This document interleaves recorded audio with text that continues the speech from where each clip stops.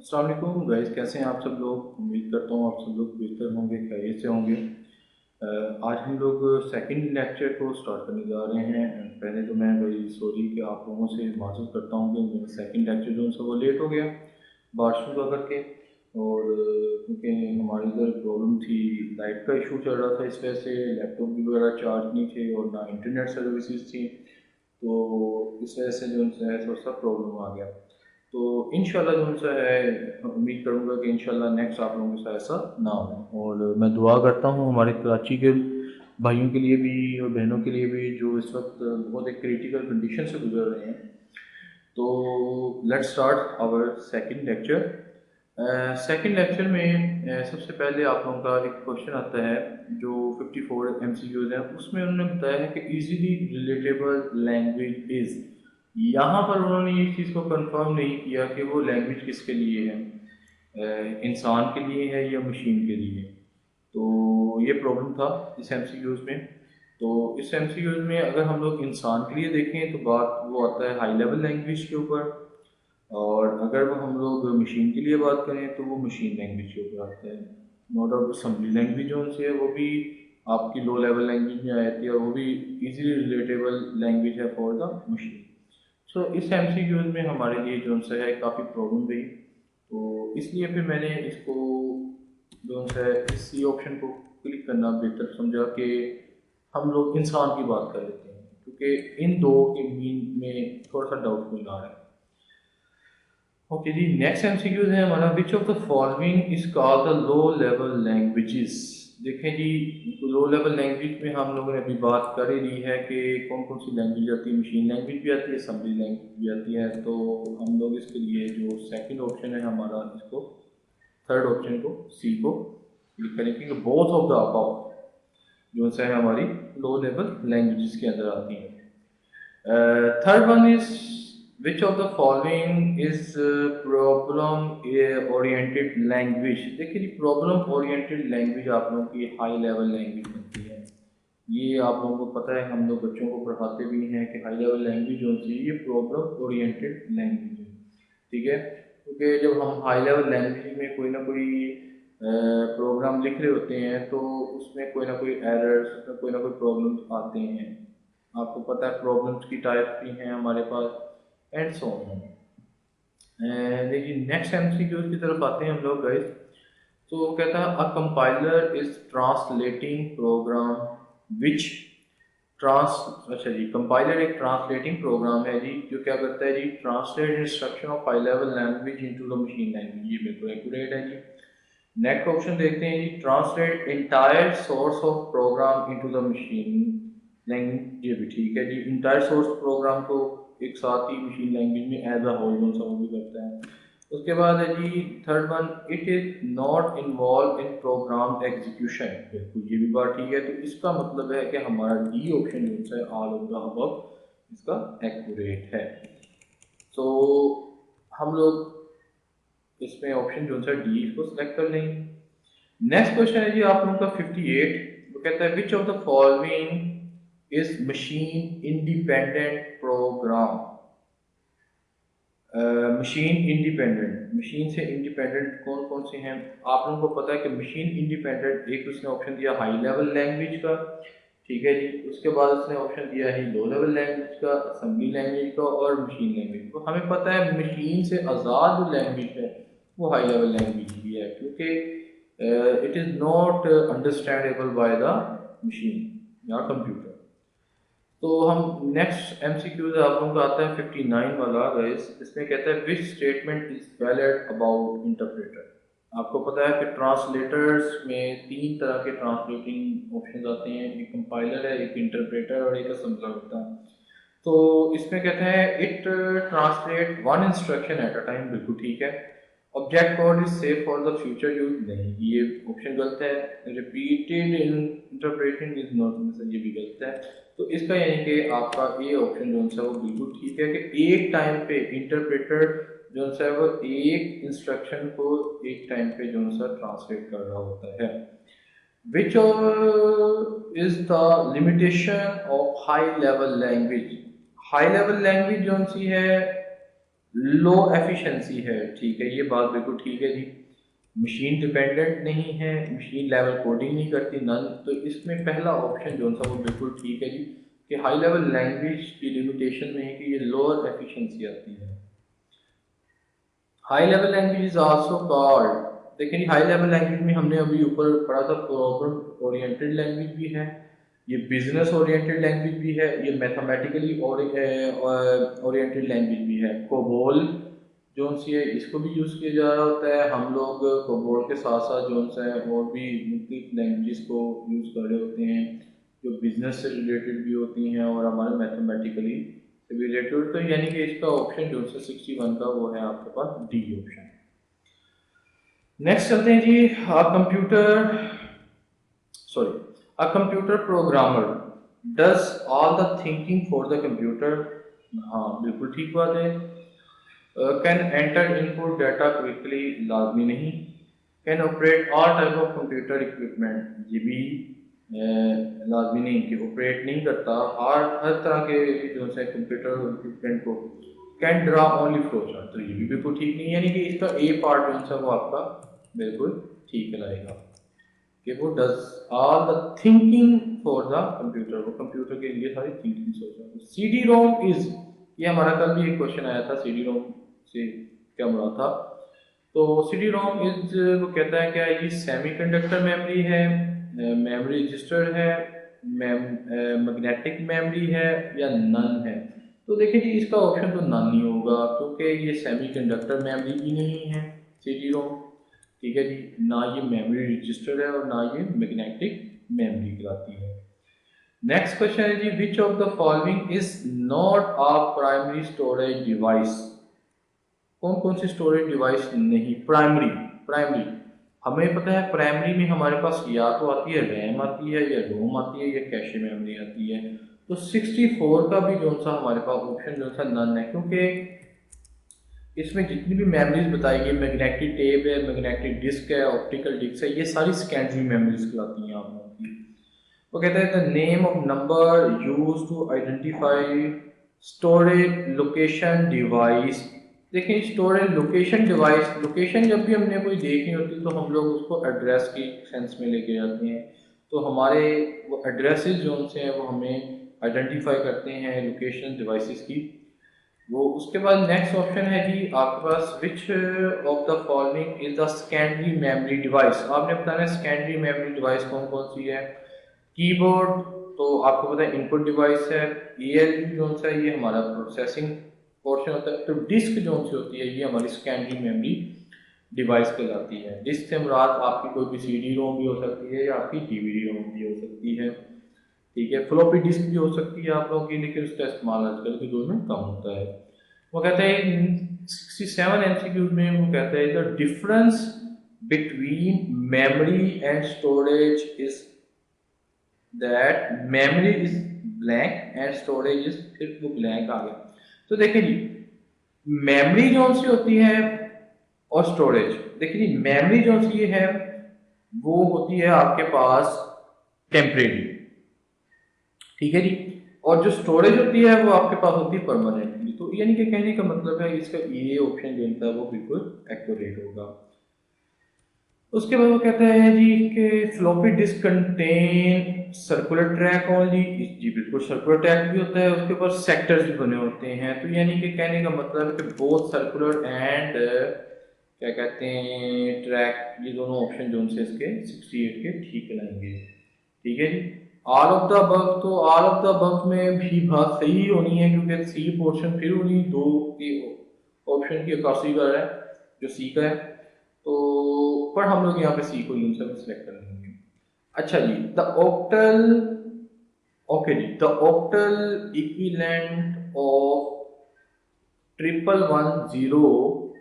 1110 का जो सा है वो आपका कितना बनेगा ऑक्टल। तो देखिए आपको पता है ऑक्टल 8 के बिट को कहते हैं, ठीक है। तो इसका जो आंसर हमारे पास आया था वो आया था जी 72। ये मैंने खुद करके भी देखा था कि इसका आंसर 72 ही आ रहा है कि नहीं। अच्छा जी इस एमसीक्यूज में मुझे काफी प्रॉब्लम रही। The first electronic computer in the world was जो बुक था उसके अंदर ऑप्शन ये था, और इंटरनेट में मैं अक्सर देखा तो वो यूनिएक को कह रहे थे, लेकिन इसका ऑप्शन ए ही ठीक है। मुझे कुछ लोगों ने ये इतराज़ भी किया था, जो मेरे साथ जो टीम है उन्होंने कहा था कि सर इसका एनीएक है। यूनिएक और एनीएक आपको पता है कि ये दो ऑपरेटिंग सिस्टम चले थे। तो जो एनीएक है वो है इलेक्ट्रॉनिकली प्रोजेक्ट कंप्यूटर, ठीक है। जो उसने फर्स्ट इलेक्ट्रिक कंप्यूटर, इसने electrical computer for the general purpose के लिए किया था, वो यूनिवैक ही था। तो यहाँ पे इसने एमसीक्यूज में या तो वो प्रोजेक्ट का ऑप्शन दे देता, प्रोजेक्ट का यानी कि वर्ड लगा देता फर्स्ट इलेक्ट्रॉनिक प्रोजेक्ट कंप्यूटर, तो वो हमने एनीएक को कह देना था। और यहाँ पे उसने जो सा अगर जनरल पर्पस कंप्यूटर के लिए बात करेगा तो यूनिवैक को होगा। तो हम लोग यहाँ पे इसको जनरल पर्पस के लिए जो सा कंप्यूटर है उसको सिलेक्ट करते हैं यूनिवैक को ही। यूनिवैक के बाद जो सा है नेक्स्ट है जी the most commonly use standard data code to represent alphabetical, ठीक है, numerical and punctuation factors used in electric data processing unit is ANSI. आपको पता है American Standard Code for Information Interchange, आपको पता ही है आंसी बहुत मशहूर है आपके पास, बच्चों को भी हम लोग आंसी के मतलब बताते होते हैं।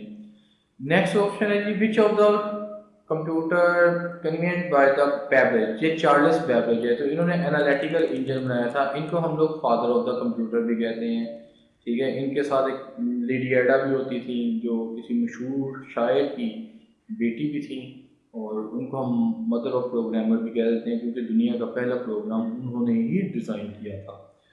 तो offline device is a device which is not connected to CPU, offline भी बिल्कुल ये कनेक्टेड नहीं होती सीपीयू के साथ। उसके बाद है जी the devices which is connected, गलत है।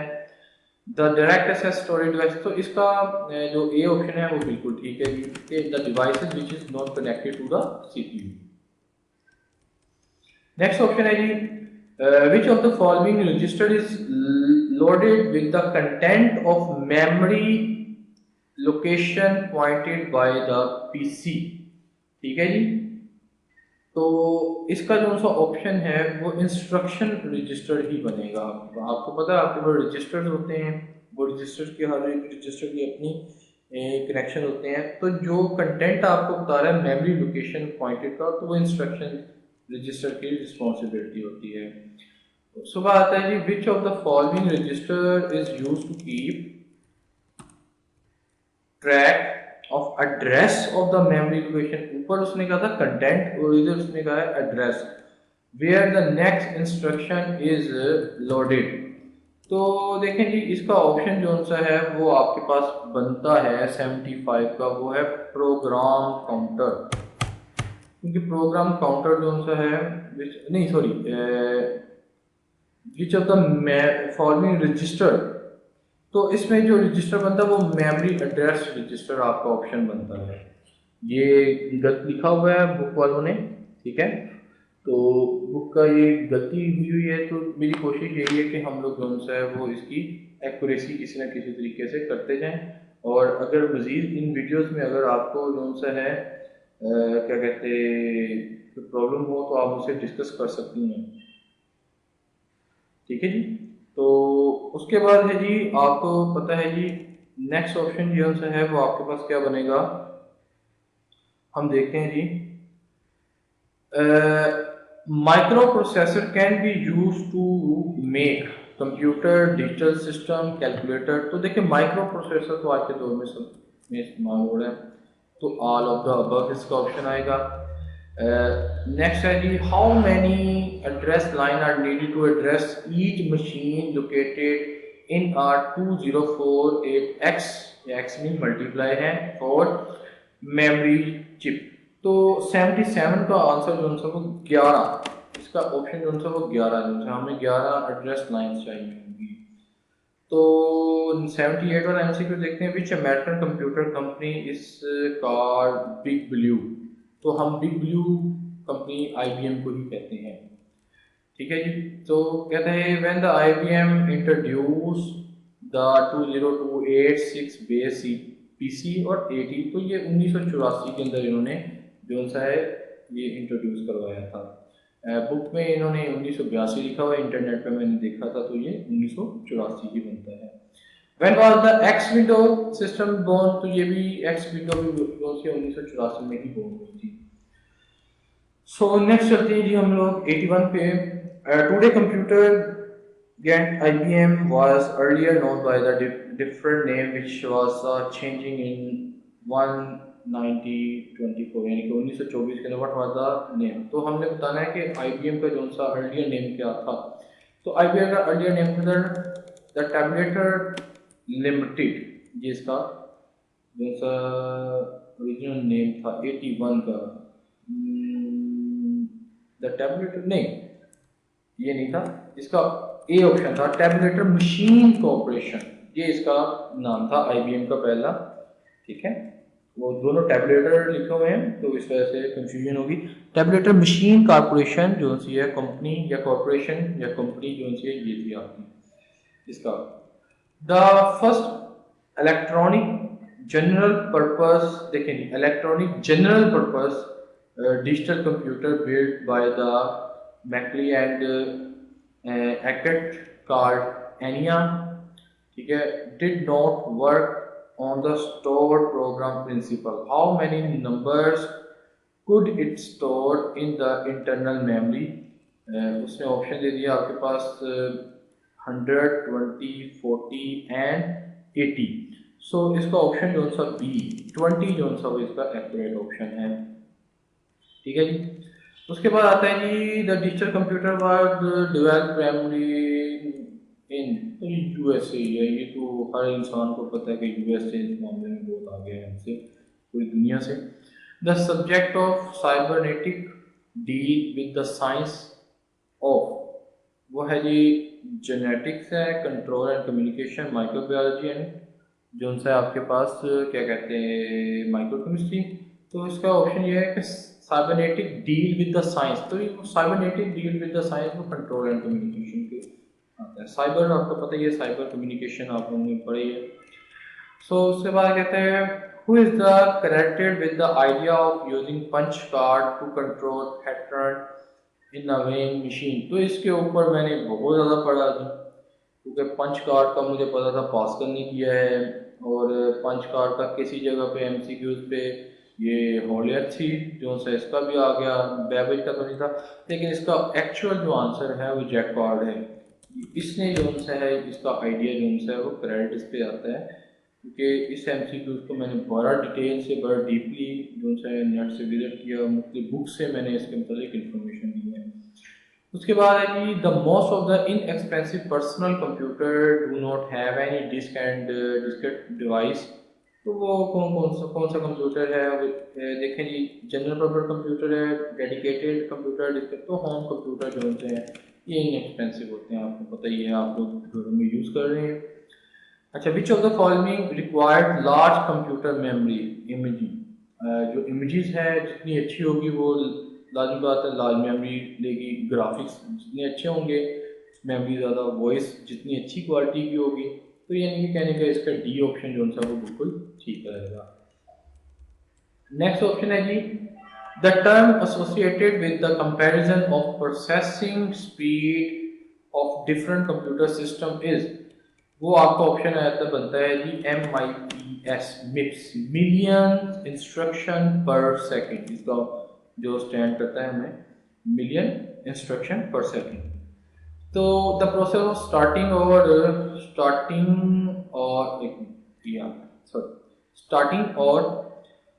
Restoring the computer system by loading instructions और from secondary storage device into, तो वो बूटिंग कराते हैं, आपको पता बूटिंग के अंदर ये ऑप्शन आता है।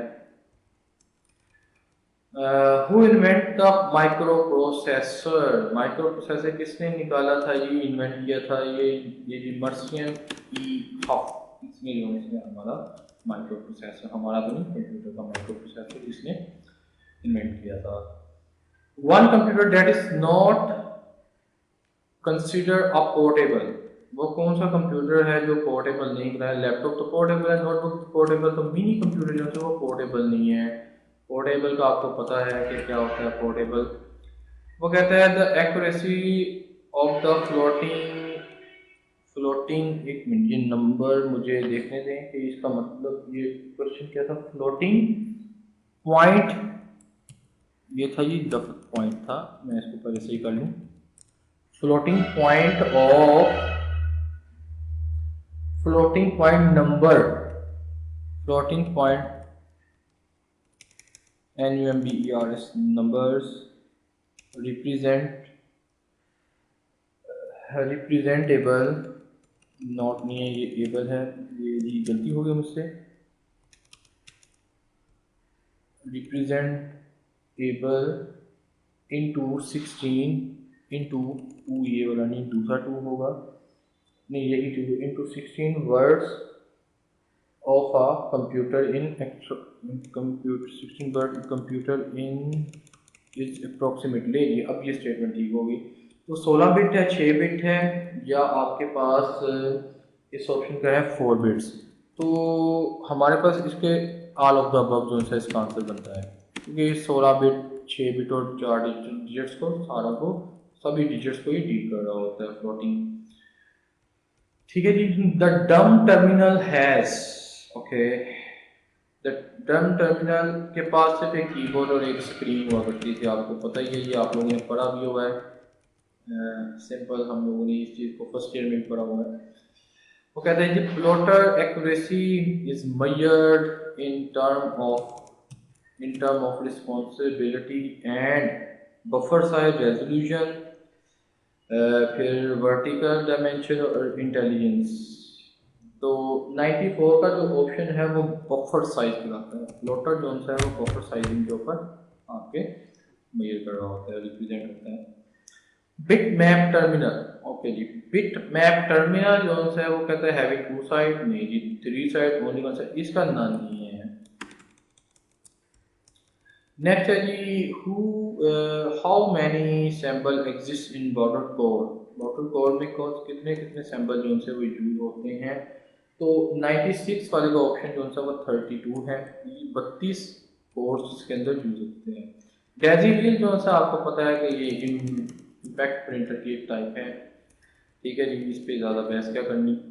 The number of records content with in a block of data on magnetic tape is defined by the, तो इसको क्या होगा कि इसका 98 का जो ऑप्शन होगा वो आपके पास आएगा कि वो कहता है नंबर ऑफ रिकॉर्ड्स, पहली बात, ठीक है, कंटेन इन अ ब्लॉक, तो वो इसका सिंपल सी बात है, रिकॉर्ड पर ब्लॉक इसका आंसर है। इसकी स्टेटमेंट में हमें पता लग रहा है।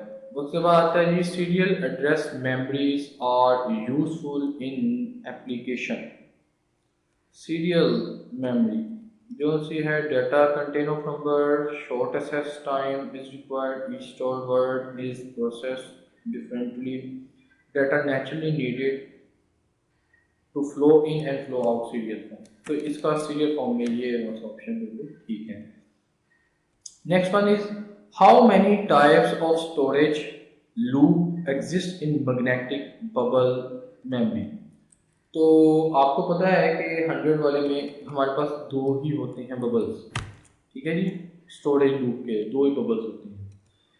Which of the following memories must be refresh many time. तो आपको पता है कि डायनामिक रैम जो सी है इसको हमें बहुत मरतबा बार बार रिफ्रेश करना पड़ रहा होता था। Which of the memory is program at time of manufacturing, तो आपको पता है ये रोम का ऑप्शन है कि रीड ओनली मेमोरी, ठीक है। उसके बाद है which of the following memory medium is used as main memory system, magnetic code, semiconductor, board magnetic, ठीक है जी।